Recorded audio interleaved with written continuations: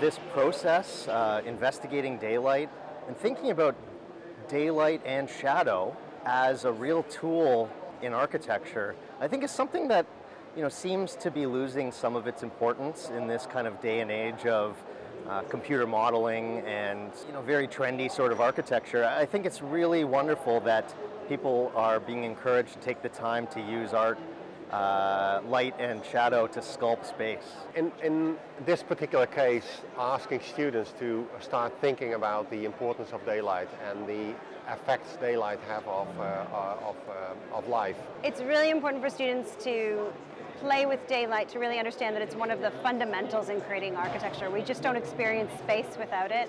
It really transforms, it leads us through spaces, and it creates the environment, the ambiance of a space. And what's exciting about these awards is that it's really putting a highlight on that and encouraging students to really take this often overlooked tool in their toolkit and make it the center of their project and the center of their study. Well, nowadays, lots of architectures are built and ignore the element of daylight. And actually, daylight plays a very important role in it. So I think it is a necessity to add every element that could work for the architecture to make it work.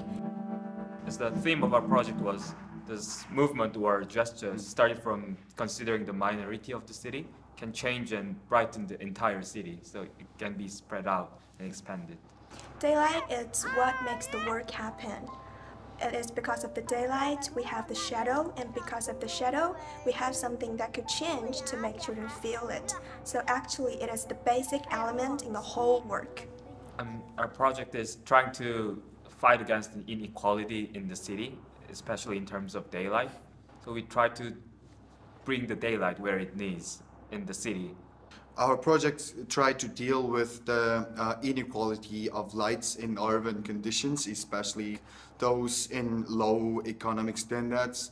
And we try to make our interventions through making a new window, which we viewed it having some paradoxical conditions inside and outside.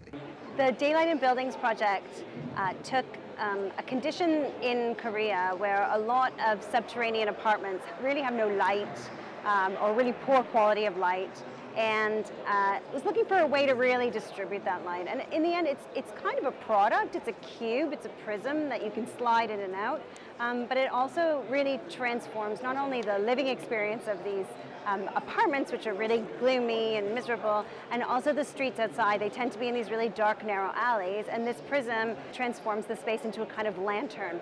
The project is to add light to the blind people's life using a transformation system from light to the shadow and shadow to something that blind children could feel. We want to raise people's attention to the blind children's life, their living conditions, and their mood and their needs psychologically. Maintaining the overall scenery as it is, we try to keep it minimal as possible, but we try to make the underground condition better by dispersing the small light entering through the underground spaces.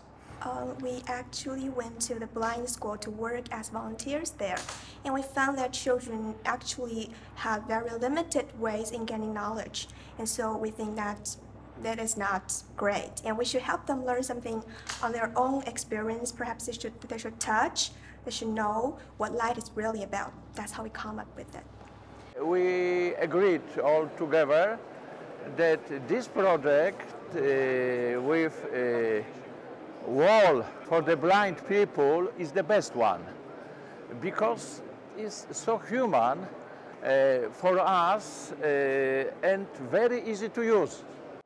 What really interested me with the Daylight Investigations winner was that it was incredibly poetic, and there was a process there that I think kind of touched the jury.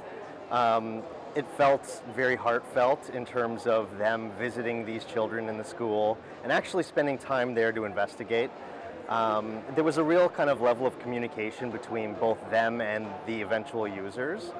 To really think that you'd be bringing this kind of new aspect of the environment to these people who had never experienced that before, it really was beautiful. Light is about experiencing space, and I think it needs a lot more attention. in our courses, and I think this award helps to create awareness, and it helps to encourage students in coming up with far more interesting solutions than what we nowadays see coming from architectural practices around the world.